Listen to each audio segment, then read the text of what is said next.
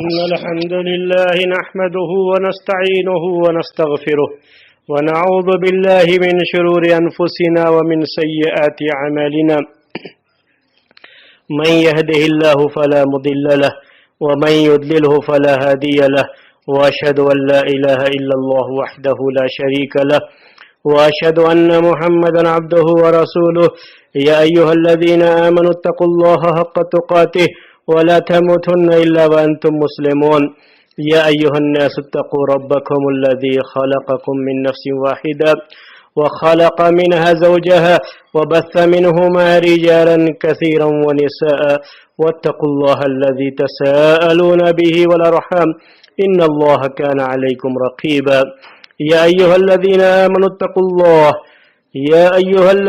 آمنوا اتقوا الله وقولوا قولا سديدا يصلح لكم أعمالكم ويغفر لكم ذنوبكم ومن يطع الله ورسوله فقد فاز فوزا عظيما أما بعد فإن خير الحديث كتاب الله وخير الهدي هدي محمد صلى الله عليه وسلم وشر الأمور محدثاتها وكل محدثة بدعة وكل بدعة ضلالة وكل ضلالة في النار.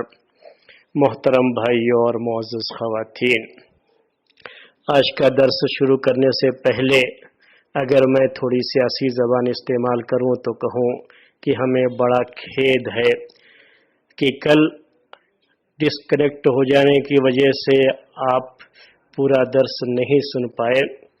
یہ ہماری طرف سے کوئی چیز تو نہیں تھی اور ہمارے ہاتھ میں بھی یہ چیز نہیں تھی، لیکن پھر بھی ہمیں اس بات کا یقیناً افسوس ہے کہ وہ پورا درس آپ تک نہیں پہنچ پایا تھا.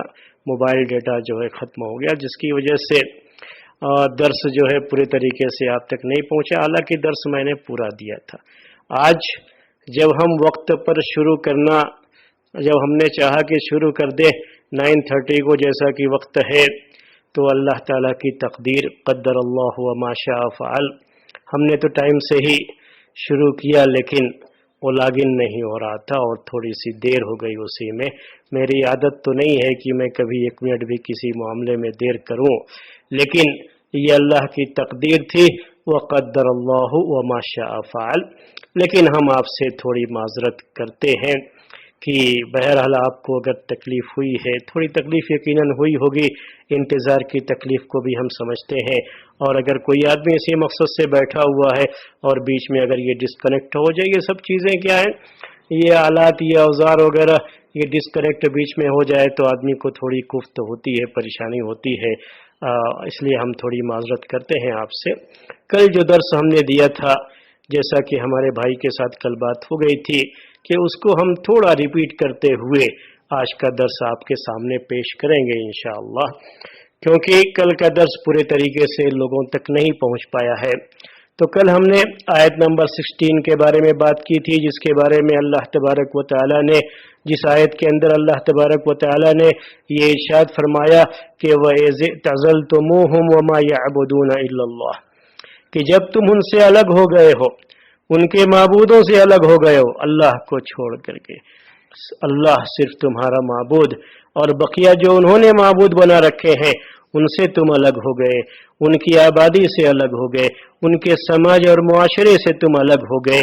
جب یہ دینی لحاظ سے، عقیدے کے لحاظ سے ان سے دوری ہو گئی تو اب ان سے جسمانی دوری بنانے کے لیے اللہ تبارک و تعالی نے کہا، یا لوگ آپس میں انہوں نے یہ بات طے کی کہ فاؤ الی الکہف، کہ اب جو ہے غار کی طرف چلو، وہاں پناہ لے لو، آبادی میں ان کے ساتھ رہنا یہ اب اچھا نہیں ہوگا. اور جب یہ غار کی طرف گئے تو انہیں یقین تھا، ہر مومن کو یہ یقین ہونا چاہیے، یہی ہمارے لیے بڑا درس ہے اس میں، کہ جب ایک مومن اپنا سب کچھ چھوڑ کر کے، اللہ کے لیے سب کچھ چھوڑ کر کے کہیں جاتا ہے تو پورا یقین ہوتا ہے اسے، اور یہ یقین ہونا چاہیے کہ اللہ تعالیٰ کی رحمتیں اور اللہ تبارک و تعالیٰ کا لطف و کرم ضرور ہمارے ساتھ ہوگا. اور یہی ان چند نوجوانوں کا بھی معاملہ رہا. انہوں نے کیا کہا آپس میں، ینشر لکم ربکم من رحمتہ، تمہارا رب تمہارے لیے اپنی رحمتیں، اپنی خاص رحمتیں پھیلا دے گا۔ یہ لفظی معنی ہے، مطلب یہ ہے کہ تمہارے رب کی رحمتیں تمہارے ساتھ ہوں گی اور اس کی عنایتیں تمہارے ساتھ ہوں گی، وہ تمہیں ضائع نہیں کرے گا۔ اللہ پر توکل، اس پر ایمان اور اس کی رحمتوں کی امید کا یہ عالم کہ وہ یہ بات کہتے ہوئے غار کی طرف گئے، وَيُحَيِّ لَكُم مِّنْ أَمْرِكُم مِّرْفَقًا، اور تمہارے معاملے کو اللہ تعالیٰ آسان کر دے گا اور آسانی تمہارے لیے مہیا کر دے گا۔ اس یقین کے ساتھ جب وہ گئے، اب غار میں کیسے گئے، کیسے وہاں تک جانا ہوا، پورا سفر کیا رہا، اس کو ذکر کرنے کی کوئی ضرورت نہیں، جانبی چیزیں ہیں۔ اور یہ اصل کہانی کا یہ اصل جو ہے جس سے عبرت اور نصیحت ہو، اصل وہ جگہ یا وہ چیز نہیں ہے، تو اللہ تبارک و تعالیٰ نے ان چیزوں کو ذکر بھی نہیں کیا۔ اب مسئلہ یہ ہے کہ وہ غار میں پہنچ گئے، غار میں جب پہنچ گئے تو اللہ تعالیٰ نے واقعی ان پر اپنی رحمتوں کی بارش کر دی۔ سب سے پہلے تو انہیں گہری نیند دے دی، اور یہ نیند اللہ تعالیٰ کی بہت بڑی نعمت ہے۔ یہ نیند اللہ تعالیٰ کی بہت بڑی نعمت ہے۔ پوچھئے ان لوگوں سے جن کو نیند نہیں آتی ہے اور جو کم نیند کی شکایت کرتے ہیں، گولیاں کھاتے ہیں، نیند نہیں آتی، کتنا پریشان ہوتے ہیں۔ آدمی جب اس طرح سے اپنا سب کچھ قربان کر کے گیا ہے، اگر وہ سوچتا رہے اس کے بارے میں تو یقیناً زندگی اجیرن بن جائے اور انسان کے لیے مصیبتیں اور پریشانیاں ہی ہر طرف ہو جائے۔ اللہ تبارک و تعالیٰ نے سب سے پہلا کرم ان پر یہ کیا کہ ان کو بڑی گہری نیند دے دی۔ اس نیند کی حالت میں انسان اپنا سب کچھ بھول جاتا ہے اور ہر طرح کا اسے سکون مل جاتا ہے۔ پھر یہ گہری نیند ان کی ٹوٹے نہ، اس کے لیے اللہ تعالیٰ نے ان پر کس طریقے سے اپنا کرم کیا۔ جیسا پہلے بات آپ کے سامنے آ چکی ہے کہ اللہ تعالیٰ نے ان کے کان بند کر دیے، کیونکہ سونے کی حالت میں انسان کا حاسہ سینس جو سب سے زیادہ کام کرتا ہے وہ سننے والا، تو سننے کی وجہ سے کوئی چیز کان میں پڑتی رہے تو انسان کی نیند بیدار ہو جاتی ہے۔ اللہ تبارک و تعالیٰ نے ان کے کان ہی بند کر دیے تاکہ ان کی گہری نیند میں کوئی خلل نہ ہو۔ اور دوسری چیز جو انسان کی زندگی میں نیند کی حالت میں اس پر بہت اثر انداز ہوتی ہے وہ ہے سورج کی کرنیں، سورج کی جو ہے شعائیں، سورج کی تمادت، سورج کی گرمی اور دھوپ انسان کو نیند سے جگانے کا سبب بنتی ہے۔ اللہ تبارک و تعالیٰ نے اس کا انتظام یہ کیا، اگلے والی آیت میں اس کا ذکر فرمایا کہ وَتَرَى الشَّمْسَ إِذَا طَلَعَتْ تَزَاوَرُ عَنْ كَهْفِهِمْ ذَاتَ الْيَمِينِ، اور تم دیکھو گے، عربی زبان میں کل میں نے یہ پوائنٹ بھی بتایا تھا کہ یہ ترا عربی زبان کے لحاظ سے یہ مضارع کا صیغہ ہے۔ مضارع کا مطلب ہوتا ہے کہ کوئی چیز پریزنٹ یا فیوچر کی بیان کرنی ہوتی ہے تو اس کو ذکر کیا جاتا ہے، پاسٹ کی کوئی چیز ہو تو اسے نہیں بیان کیا جاتا، اور یہ تو پاسٹ ہے، یعنی کہانی ہے، ایک قصہ ہے جو پہلے گزر چکا ہے، اسے بیان کیا جا رہا ہے۔ اللہ کے رسول صلی اللہ علیہ وسلم سے یہ بات کہی جا رہی ہے، تو یہ کیوں ایسا ذکر کیا گیا؟ اس کے دو اہم فائدے ہیں۔ ایک فائدہ تو یہ ہے کہ یہ اتنا ہی یقینی ہے کیونکہ یہ بہت بڑی نشانی ہے اللہ تعالیٰ کی کہ سورج اپنا جو اس کا اصل راستہ ہے، اس کا جو فلک ہے، مدار ہے، جس پر یہ سورج جو ہے حرکت کرتے ہوئے چلتے ہوئے جاتا ہے، تو یہ اپنا راستہ کترا کر کے بدل کر کے نکلے تو اللہ تعالیٰ کی یہ بہت بڑی نشانی۔ تو اللہ تبارک و تعالیٰ نے اس نشانی کو اس میں اور یقین پیدا کرنے کے لیے کہا، یوں سمجھو کہ گویا کہ اپنی آنکھوں سے دیکھ رہے ہو، اس پر ویسے ہی ایمان اور یقین ہونا چاہیے جیسے کوئی چیز اپنی آنکھوں سے دیکھتے ہوئے ایمان اور یقین رکھتے ہو۔ دوسرا اہم فائدہ یہ کہ یہ امیجن جسے کہتے ہیں، یعنی تصور میں لائیے کہ کیسا یہ جو ہے سما رہا ہوگا اس وقت کہ اللہ تبارک و تعالیٰ نے کہا کہ سورج کو دیکھو گے کہ جب وہ طلوع ہوتا تھا تو ان کے غار سے دائیں جانب سے کترا کر نکل جاتا، اور جب ڈوبنے کو آتا تو ان کے بائیں طرف سے کترا کے نکل جاتا تھا۔ دھوپ ان غار میں ان کے اوپر دھوپ پڑتی نہیں تھی. وہم فی فجوۃ منہ، حالانکہ وہ ایک کشادہ جگہ میں تھے. وہ لوگ ایک وائڈ جگہ، اسپیسیس جسے آج کی زبان میں کہا جاتا ہے، تو وہ لوگ ایک کشادہ جگہ میں تھے، اسپیسیس جگہ میں تھے. وہاں دھوپ آنی چاہیے تھی، دھوپ پڑنی چاہیے تھی، لیکن اللہ تعالیٰ کا نظام اور اس کے نظام سے بڑھ کر کس کا نظام ہو سکتا ہے؟ اس کی حفاظت سے بڑھ کر کس کی حفاظت ہو سکتی ہے؟ اس کا یہ نظم، اس کا یہ انتظام، پوری کائنات کا وہی مالک، پوری کائنات کا نظام چلانے والا وہی ہے. سورج کی حرکت بھی، اور سورج بھی اپنے مدار پہ جو حرکت کرتا ہے، جو جاری ہے، اللہ تعالیٰ کے حکم سے جیسا حکم ہوگا ویسے ہی سورج بھی کرے گا. ورنہ تو آپ کسی سائنسٹسٹ سے پوچھ لیجئے کہ اگر زمین و آسمان کا جو یہ نظام ہے، اتنا باریک نظام ہے کہ سیکنڈوں کا فرق ہو جائے، تھوڑا سا بھی ادھر ادھر ہو جائے تو پوری دنیا تباہ و برباد ہو جائے گی، لیکن یہاں سورج اپنا راستہ بدل کے جاتا ہے. کائنات کا نظام اللہ تعالیٰ کے ہاتھ میں، اس نے یہ نظام بنایا اور اسی نے یہ حکم دیا، تو سورج کترا کے نکل جاتا اور ان پر دھوپ نہیں پڑتی تھی. یہ بڑی نشانی اللہ تعالیٰ کی. تو اللہ تعالیٰ نے کہا ذالک من آیات اللہ، یہ اللہ تعالیٰ کی نشانیوں میں سے، ذالک من آیات اللہ، یہ اللہ تعالیٰ کی نشانیوں میں سے. غور کیجئے گا، یہ یہاں پر ہاذا نہیں کہا ہے. عربی زبان جاننے والے یہ بات جو ہے جانتے ہیں کہ ہاذا یہ قریب کے اشارے کے لیے آتا ہے اور ذالک یہ دور کے اشارے کے لیے آتا ہے. لیکن یہاں اللہ تبارک و تعالی نے کہا ذالک من آیات اللہ، یہ نہیں کہا ہاذا من آیات اللہ، جبکہ عربی زبان کے گرامر کے لحاظ سے یہاں ہاذا ہونا چاہیے، کیونکہ یہ جو بات ذکر کی جا رہی ہے اسی کی طرف اشارہ ہے.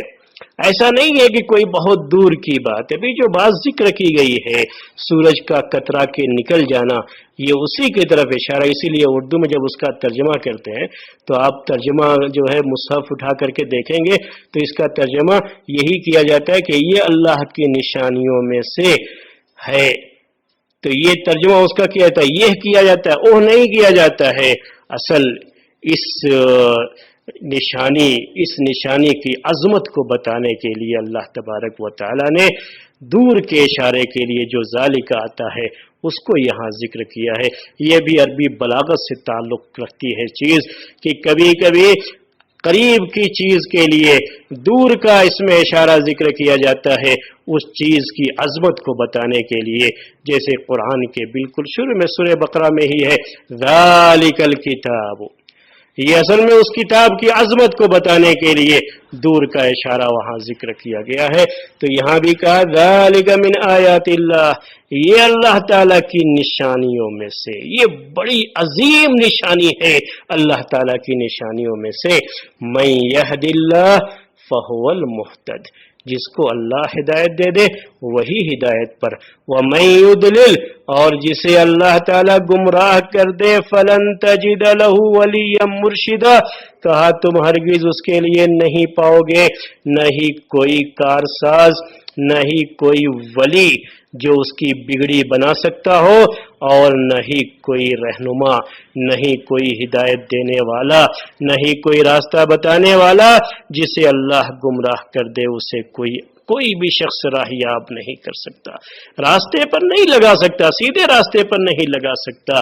اسی لیے ہم یہ بات ذکر کرتے رہتے ہیں کہ یہ ہدایت بھی اللہ تعالیٰ کی بہت بڑی نعمت ہے. یہ ہدایت بھی اللہ تبارک و تعالیٰ کی بہت بڑی نعمت، جتنا بھی ہم اللہ تعالیٰ کا اس پر شکر ادا کریں وہ کم ہے. اسی لیے اس سلسلے کی 3 اہم باتیں جو ہمیشہ ہم کو اپنے ذہن میں رکھنی چاہیے. پہلی بات یہی ہے کہ اللہ تبارک و تعالی سے ہمیشہ ہدایت کی توفیق طلب کرنی چاہیے، کیونکہ ہدایت دینے والا وہی ہے. اور اگر وہ ہدایت دے گا تو دنیا کا کوئی بھی شخص، دنیا کی کوئی بھی طاقت ہمیں راہ حق سے، حق کے راستے سے بھٹکا نہیں سکتی. دوسری چیز یہ ہے اس میں کہ ہدایت ملنے کے بعد اس ہدایت پر باقی رہنا. ہمیشہ اس سے یہ دعا کرتے رہیے کہ وہ ہم کو ہدایت پر باقی رکھے. جو ہدایت اس نے دی ہے، جو توفیق اس نے بخشی ہے، اس ہدایت پر ہمیشہ ہمیں باقی رکھے. ہمیشہ اس کی دعا کرتے رہیے. اور تیسری اہم چیز کہ اس کا شکر ادا کیجیے، اور جتنا بھی اس کا شکر اس پر ادا کرے وہ سب کم ہے کہ اس نے اپنی طرف سے ہمیں ہدایت سے نوازا ہے۔ اس کے بعد والی آیت کے تعلق سے بھی میں نے آپ کے سامنے کل ذکر کیا تھا کہ وَتَحْسَبُهُمْ أَيْقَاظًا وَهُمْ رُقُودٌ، یہ ان کی حفاظت کی تیسری شکل ہے۔ اس کو بھی اللہ تبارک و تعالی نے مضارع کے صیغے سے بیان کیا۔ تحسبہم پاسٹ کا صیغہ نہیں ہے، پریزنٹ کا ہے یہ۔ تحسبہم ایقاظا، تم انہیں جاگتا ہوا گمان کرو گے، خیال کرو گے، تصور کرو، دیکھو اگر جا کر کے تو تمہیں جاگتے ہوئے محسوس ہوں گے۔ کیوں؟ حالانکہ وہ سو رہے ہیں لیکن جاگتے ہوئے کیوں؟ اس کے بارے میں مفسرین نے ذکر کیا ہے، اس لیے کہ ان کی آنکھیں کھلی ہوئی تھیں، سو رہے تھے لیکن آنکھیں کھلی ہوئی تھیں، تو کوئی اگر دیکھے تو یہی سمجھے گا کہ شاید وہ جاگ رہے ہیں۔ دوسری وجہ یہ ہے جس کو آگے بیان کیا، وَنُقَلِّبُهُمْ ذَاتَ الْيَمِينِ وَذَاتَ الشِّمَالِ، اور ہم انہیں دائیں اور بائیں پلٹتے رہے، یہ بھی ان کی حفاظت کا ایک ذریعہ تھا۔ اگر جسم مٹی کے ساتھ زمین پر ایک ہی جو ہے حالت میں باقی رہے تو وہ پہلو جسم کا بڑا خراب ہو جاتا ہے، بڑا اس میں جو ہے زخم آ جائیں گے، اور کیڑے مکوڑے بھی زمین کے اسے جو ہے کھا سکتے ہیں، متاثر کر سکتے ہیں، تو مختلف چیزیں اس میں ہو سکتی ہیں۔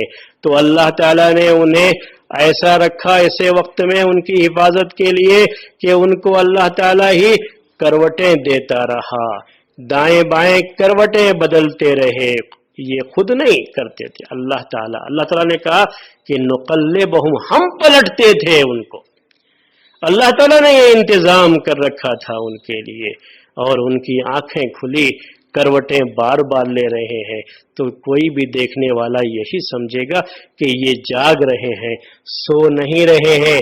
اور ان کی حفاظت کی ایک اور چیز وہاں پر اللہ تبارک و تعالی نے رکھی، وہ تھا ان کا کتا، وَكَلْبُهُمْ بَاسِطٌ ذِرَاعَيْهِ بِالْوَصِيدِ، ان کا کتا اپنے جو ہے آگے کے دو پیر پھیلائے ہوئے دہلیز پر، کہہ لیجئے کہ چوکھٹ پر، وہ بھی جو ہے ان کا کتا وہاں پر موجود رہا۔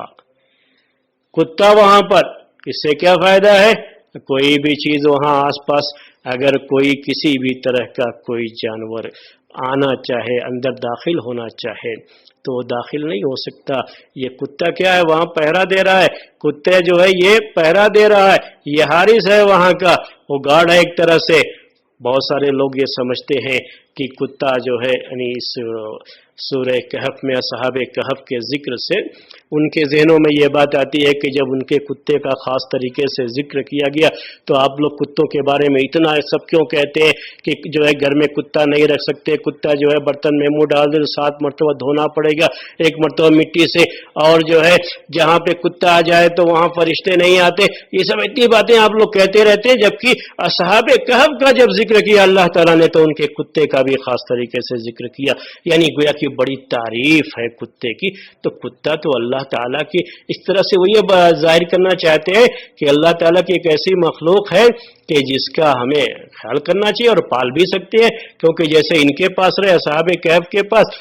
تو یہ چیزیں جو ہے لوگ بعض مرتبہ مس انڈرسٹینڈنگ لوگوں میں پیدا کرنے کے لیے ذکر کر دیتے ہیں، اور ہمارے خطبہ بھی، مقررین بھی کبھی ان چیزوں کو، یعنی ایسی باتیں کہہ دیتے ہیں جس سے ان چیزوں کو اور ہوا ملتی ہے۔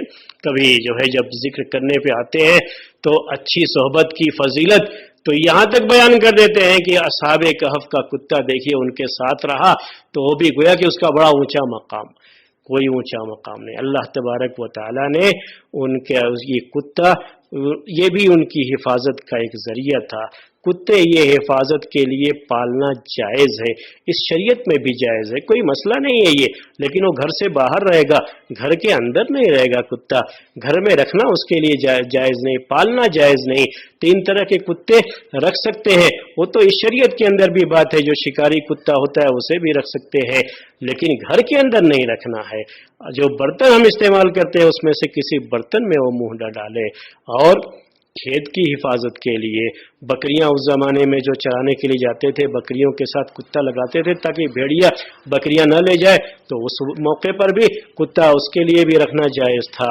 कुत्ता जो है हिफाजत के लिए रख सकते हैं, किसी का बाग है, बाग की हिफाजत के लिए कुत्ता जो है वहां छोड़ दिया, कोई मसला नहीं, घर के अंदर रखने की बात है। कुत्ता जहां होता है रहमत के फरिश्ते वहां नहीं आते। यहाँ इस मसले में भी यही बात है कि ये कुत्ता उनके साथ गार के अंदर नहीं था, ये गार के बाहर था, और उनकी हिफाजत का एक जरिया ये भी था। वहां अल्लाह तबारक व तआला ने कुत्ते को भी इस सिलसिले में ऐसा जो है वहां पर बख्शा, ये कि कुत्ते का फायदा ये रहा कि अगर कोई भी शख्स, कोई भी जानवर या कोई भी जो है ऐसी चीज जो कि नुकसान पहुंचा सकती है, वो सोए हुए हैं, उनके सोने की हालत में जाए, उनके जिस्म को टच करे, कुछ भी हो, उनको नुकसान पहुंच सकता है, उनकी नींद खुल सकती है, नींद में खलल हो सकता है, ये कुत्ता पहरा दे रहा है ऐसी तमाम चीजों से कि इसमें से कोई चीज अंदर नहीं जा सकती। उसके बाद क्या कहा अल्लाह ताला ने, लवित्तलअत अलैहिम लवल्लैत मिनहुम फिरारा वलमुलअत मिनहुम रुअबा।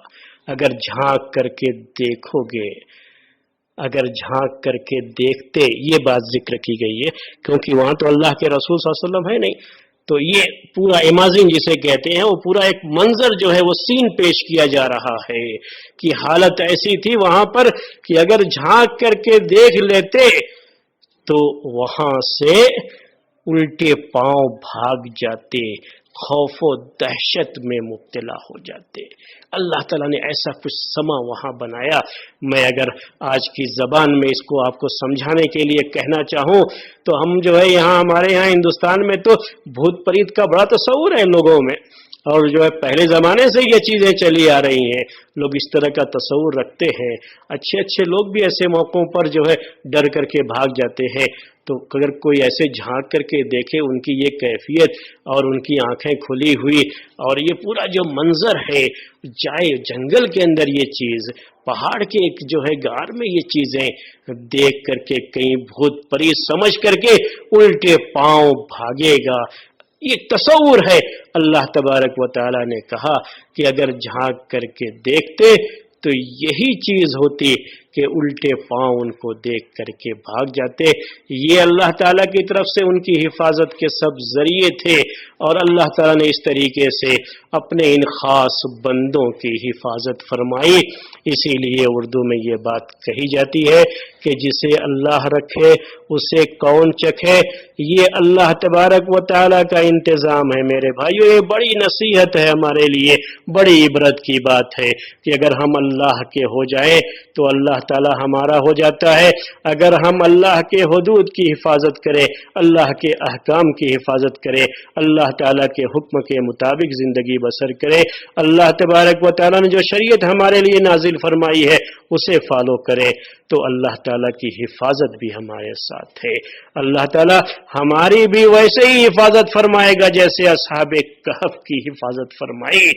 जैसे जिस अल्लाह ने असहाबे कहफ की हिफाजत के लिए गैर मामूली इंतजाम किया, वही अल्लाह हर जमाने में अपने खास बंदों की हिफाजत के लिए ऐसे इंतजाम करने पर कादिर है, और हमारे लिए भी अल्लाह ताला ऐसे ही इंतजाम फरमाएगा। शर्त यह है कि हमारे अंदर ये ईमान आए, ये तवक्कुल आए, ये तकवा आए, ये लिल्लाहियत हो, और अल्लाह के लिए अपना सब कुछ छोड़ने का जज्बा हो। ये सारी चीजें हों तो अल्लाह ताला की तरफ से ये जो है ये आसानियां और हिफाजत के ये जरिए भी होते हैं। उसके बाद फरमाया अल्लाह ताला ने, जो आज का दर्स है थोड़ा लेट से हमने शुरू किया तो इंशाअल्लाह 10 मिनट और आपका जो है लेंगे, आप अगर बुरा ना माने तो ये आगे फरमाया उसके बाद वाली आयत में, वकज़ालिका बअसनाहुम लियतसाअलू बैनहुम, और इसी तरह हमने उन्हें उठा दिया, नींद से जगा दिया। यानी जैसे हमने उनको सुला करके उनकी हिफाजत की, हमने उनको नींद से जगाया भी। यानी सुलाने वाला भी अल्लाह ताला था, जगाने वाला भी अल्लाह ताला था। अल्लाह ताला ने कहा कि हमने उनको नींद से जगाया, अल्लाह ताला ने फिर जगा दिया उनको। एक मुद्दत थी, उस मुद्दत के गुजरने के बाद 309 साल का जिक्र आगे आएगा। इतनी लंबी मुद्दत गुजरने के बाद अल्लाह तबारक व तआला ने उन्हें जगा दिया। जगाने के बाद क्या हुआ? लियतसाअलू बैनहुम। लाम जो आम तरीके से अरबी ज़बान में इल्लत और रीज़न बताने के लिए होता है, यहाँ ये जो लाम है ये उस माना में नहीं है। जो लोग थोड़ी अरबी जानते हैं उसके लिए मैं उनके लिए ये बात वादे कर देता हूँ, क्लियर कर देता हूँ कि आप इसका हरगिज़ ये माना ना करें कि अल्लाह ताला ने उनको जगाया ताकि वो आपस में एक दूसरे से सवाल करें। नहीं, जगाने का मकसद सवाल करना नहीं था, याद रखिएगा।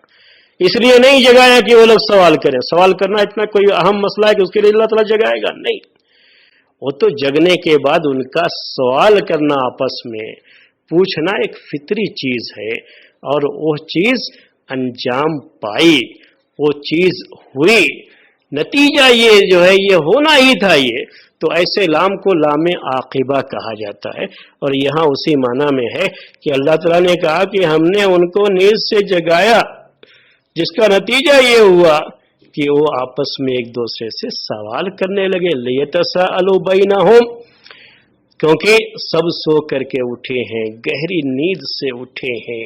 अब सबको ये है कि हम कितनी देर तक सोते रहे हैं, सबको ये है।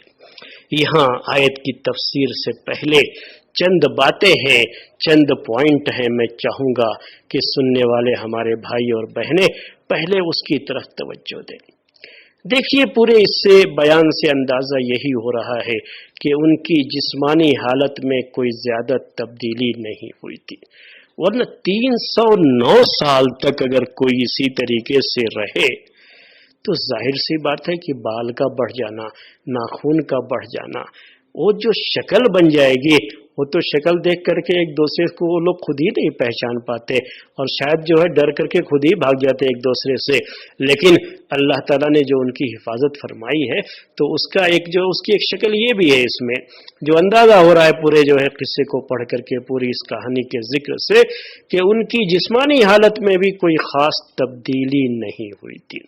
वरना 309 साल गुजर जाएं और जिस्म में बहुत ज्यादा तब्दीली हो जाए तो शायद एक दूसरे को पहचानना भी उनके लिए मुश्किल हो जाता। उनकी जो कैफियत हो जाती उसका सिर्फ आप जो है तसव्वुर कीजिए कि क्या अंदाजा जो है, आप अंदाजा लगाइए कि क्या कैफियत जो है हो सकती थी। लेकिन ऐसा कुछ यहाँ पे जिक्र नहीं किया गया, बस इतना जिक्र किया गया कि जब अल्लाह ताला ने उनको जगाया तो नतीजा यह निकला कि ये जागने के बाद एक दूसरे से पूछने लगे, जो एक फितरी चीज है, यानी ये कोई भी शख्स यही करेगा जागने के बाद, जागकर उठने के बाद, जब बड़ी गहरी नींद से जागा हो तो क़ाल क़ाइलुम मिनहुम, उनमें से कहने वाले ने कहा, कम लबिस्तुम,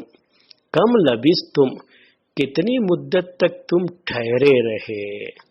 यहाँ जरा गौर कीजिएगा, 2 पॉइंट हैं इसमें गौर करने के। कम लबिस्तुम, जो थोड़ी अरबी जानते हैं उनको और मजा आएगा इसमें। पहली बात क्या है कि ये कम जो यहाँ सवाल के लिए है, इसका जो जिस चीज का सवाल किया गया है वो यहाँ पर जिक्र ही नहीं किया गया है।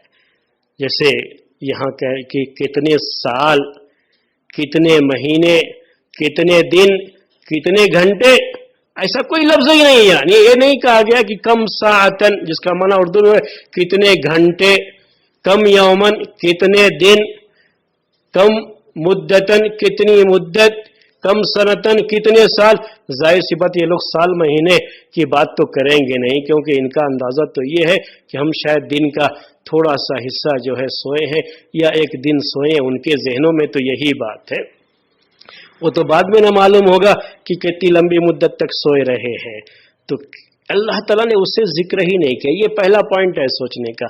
इसलिए यहां कहेंगे कम मुद्दतन, कितनी मुद्दत तक, क्योंकि अभी इनको पता नहीं है। कहा कम मुद्दतन, दूसरा क्या है, लबिस्तुम, कितनी मुद्दत तक तुम सोते रहे। ये नहीं यहां पर है, बल्कि ये है कि कितनी मुद्दत तक तुम ठहरे रहे। और कीजिएगा, ये सो करके उठे हैं, सो करके उठने के बाद क्या होना चाहिए था यहाँ पे कि कितनी मुद्दत तक सोते रहे, कितना वक्त हमने सोने पे गुजार दिया। आगे उसी को बयान करेंगे। لیکن اللہ تعالیٰ نے صرف اس کو نہیں بیان کیا، یہ لوگ جو وہاں پہ ٹھہرے رہے ہیں یہ سو کر کے ہی گزارے ہیں، تو وہاں ان کے ٹھہرنے سے تعبیر کیا اور کہا کہ کم لبثتم، کہنے والے نے کہا کہ کتنی مدت تک تم یہاں ٹھہرے رہے، کتنی مدت تک تم یہاں پر ٹھہرے رہے۔ قالو، تو دوسرے لوگ جواب دیتے ہیں اس کہنے والے کا، انہوں نے کہا لبثنا یومن او بعض یوم، کہ ہم ایک دن ٹھہرے رہے یا ایک دن کا کچھ حصہ، یعنی پورا ایک دن بھی نہیں۔ تو ان کے خیال میں تو یہی بات ہے کہ ہم ایک دن ہی ٹھہرے رہے یا ایک دن تک ہی نیند کی حالت میں ہماری جو ہے یہاں پر ہمارا گزر بسر ہوا ہے، ہم یہاں ٹھہرے رہے ہیں، ہماری نیند ایک دن یا ایک دن سے بھی کم۔ یہی میں نے آپ سے شروع میں کہا کہ اس سے کیا اندازہ ہوتا ہے کہ ان کی ظاہری شکلیں کوئی زیادہ تبدیل نہیں ہوئی تھیں، بالکل سمجھیے کہ جیسے سوئے تھے ویسے ہی اٹھے۔ قالوا ربکم اعلم بما لبثتم، اس کے بعد انہوں نے کہا اب ایک دن ٹھہرے، 2 دن ٹھہرے، آدھا دن ٹھہرے، ہم کو اس سے کیا لینا دینا ہے۔ یہ ایمان والے لوگوں کا جواب ہوتا ہے۔ دیکھیے بڑا اہم پوائنٹ ہے، اس کو ضرور نوٹ کیجئے گا۔ کیا کہا؟ قالوا ربکم اعلم بما لبثتم، کہا انہوں نے کہ تمہارا رب زیادہ جانتا ہے کہ تم کتنی مدت تک ٹھہرے رہے، وہ زیادہ جانتا ہے، ہم کو جھگڑے میں پڑنے کی ضرورت کیا ہے کہ کتنی دیر تک ٹھہرے رہے۔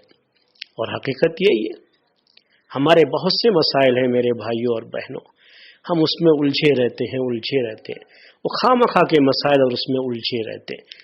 ارے ہمارا رب زیادہ بہتر جانتا ہے اس کے بارے میں، اس کو صحیح علم ہے، ہم کیوں خواہ مخواہ الجھے رہتے ہیں۔ ہمارے یہاں بہت سارے لوگ جو ہے لال بجھکڑ بنے ہوئے، لال بجھکڑ کا مطلب یہ ہوتا ہے وہ یہ سمجھتے ہیں کہ سب کچھ ہم ہی بوجھ لیتے ہیں اور سب کچھ ہم ہی سمجھ لیتے ہیں اور ہم سے بہتر کوئی سمجھنے والا نہیں۔ وہ کہیں چھوڑا بہت انٹرنیٹ وغیرہ سے کچھ چیزیں جو ہے ادھر ادھر سے نوٹ کر کے لا کر کے جو پیش کرتے ہیں تو ایسا لوگوں کے سامنے پیش کرتے ہیں جیسے ان کے پاس خود وحی آ رہی ہے اور یہ جو کہہ رہے ہیں بالکل صحیح اور بقیہ جو کہہ رہے ہیں سب کی سب غلط۔ اور وہ بھی چیزیں کیسی ہوتی ہیں، باتیں کس انداز کی ہوتی ہے، دنیا کی سیاست کی اور دنیا کے حالات کی، اور صحیح معنی میں کسی کو کچھ پتہ نہیں ہوتا ہے کہ حقیقت کیا ہے۔ ابھی جو ہم لوگ جس دور سے گزر رہے ہیں، کرونا وائرس کے جو ہے جو دور سے گزر رہے ہیں، حقیقت اس کا صحیح معنی میں اس کے بارے میں کوئی نہیں جانتا، کسی کو پتہ نہیں ہے۔ جیسا کہا جاتا ہے لوگ اسے نقل کرتے ہیں، اسے بیان کرتے ہیں۔ ہم نے تو ڈاکٹروں کی باتیں بھی سنی، تو الگ الگ ڈاکٹروں کی الگ الگ رائے، الگ الگ اوپینین ہے۔ ورلڈ ہیلتھ سینٹر کی جانب سے جو کہہ دیا جاتا ہے، لوگ اس کو جو ہے آسمان سے وحی کی طرح سے مان کر کے اسی کو نشر کر دیتے ہیں اور سمجھتے ہیں کہ ہم لال بجھکڑ ہیں اور ہم ہی سب کچھ بوجھ رہے ہیں، بقیہ کوئی کچھ جانتا ہی نہیں ہے۔ تو یہ سب چیزیں کیا ہے؟ ایسے حالات میں ایک مومن کو کیا کرنا چاہیے، ایک مومن مرد کو کیا کرنا چاہیے، ایک مومن عورت کو کیا کرنا چاہیے؟ صحیح ایمان والے کا جواب یہ ہوتا ہے قالوا ربکم اعلم بما لبثتم، تمہارا رب بہتر جانتا ہے کہ یہ کیا ہے مسئلہ کرونا وائرس کا، حقیقت میں اسی کو علم ہے۔ ہمارا کیا ہے، ہم پر جو پابندیاں ہیں ان پابندیوں کو ہم جو ہے جھیل لیتے ہیں، کوئی بات نہیں، ٹھیک ہے، کوئی مسئلہ نہیں۔ میرے کہنے کا مطلب یہ نہ سمجھیے کہ جو ہے کوئی جو احتیاطی اقدامات اور تدبیریں کہی جاتی ہیں اس پر عمل نہیں کرنا چاہیے، میں یہ نہیں کہنا چاہ رہا ہوں۔ میں یہ کہنا چاہ رہا ہوں کہ احتیاطی تدبیر کرنا الگ معاملہ ہے، اور جو ہے ہدایات جو دی جاتی ہیں اس سلسلے میں یا حکومت کی طرف سے جو گائیڈ لائن ہوتے ہیں اس پر عمل کرنا یہ الگ معاملہ ہے، لیکن حقیقت کیا ہے، یہ صحیح معنی میں یہ کیا چیز ہے؟ آج ڈاکٹروں کی بات پر بھی آمنا وسلم جو ہے سمعنا و آمنا و اطعنا، یہ باتیں جو ہے ذرا سا مشکل ہے کہنا، یعنی اس کو من وعن ویسے ہی تسلیم کر لینا ذرا مشکل ہے آج کے ان حالات کے لحاظ سے۔ اس لیے یہ کہنا زیادہ بہتر ہے کہ ہمارا رب اس کے بارے میں زیادہ بہتر جانتا ہے۔ انہوں نے یہی کہا، اس کے بعد کیا کہا؟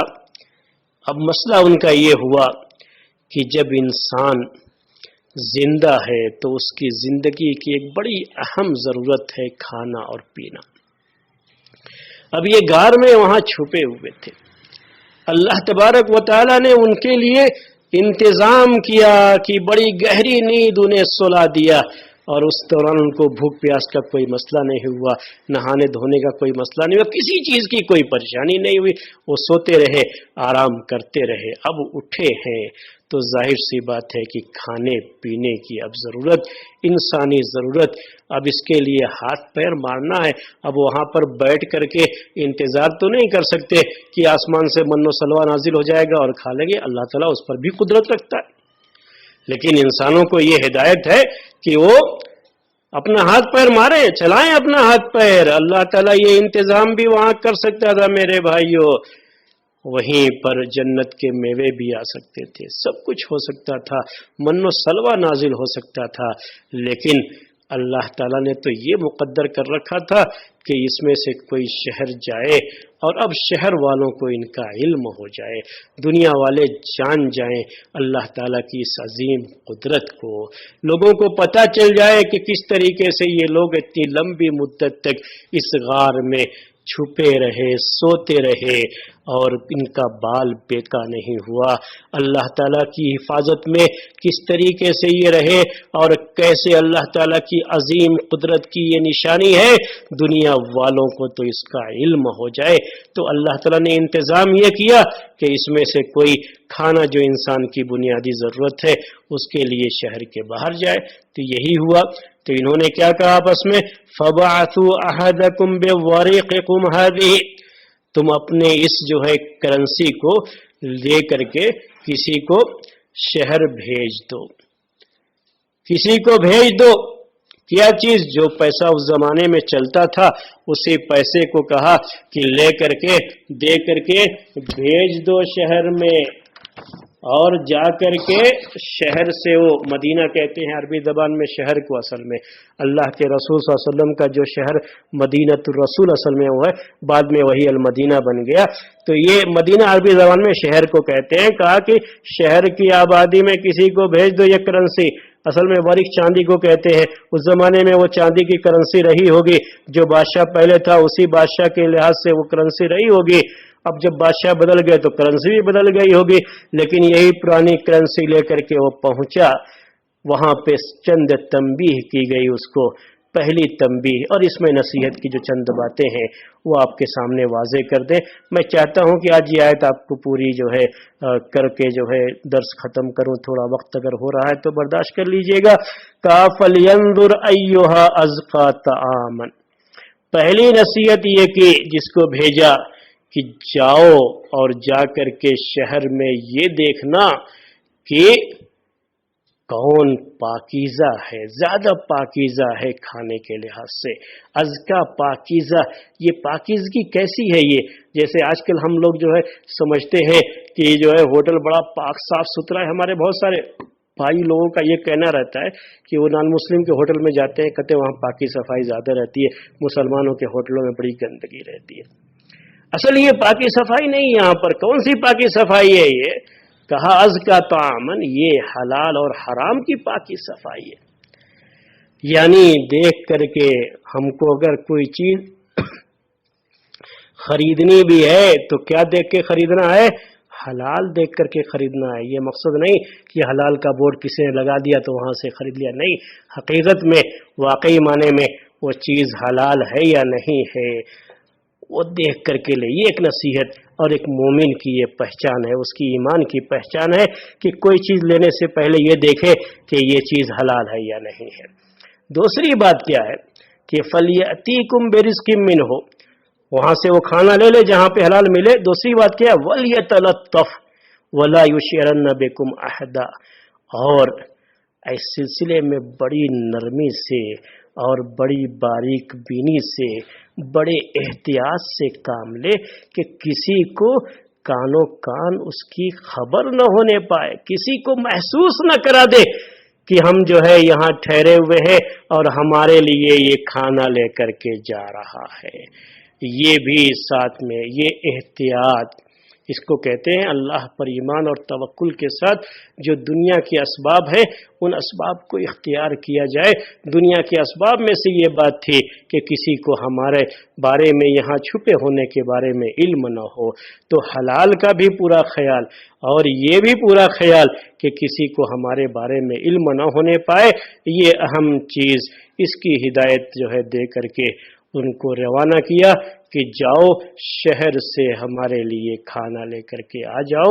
یہ اللہ تعالیٰ کی طرف سے مقدر تاکہ لوگوں کو ان کے بارے میں علم ہو جائے، اور یہی سبب بنا کہ اس آبادی کے لوگ اصحاب کہف کے بارے میں جان گئے۔ آگے کی آیت کے تعلق سے انشاءاللہ کل درس میں بات آپ کے سامنے آئے گی۔ آج کا درس اسی پر ختم کرتے ہیں۔ سبحانک اللہم و بحمدک اشہد ان لا الہ الا انت استغفرک و اتوب الیک۔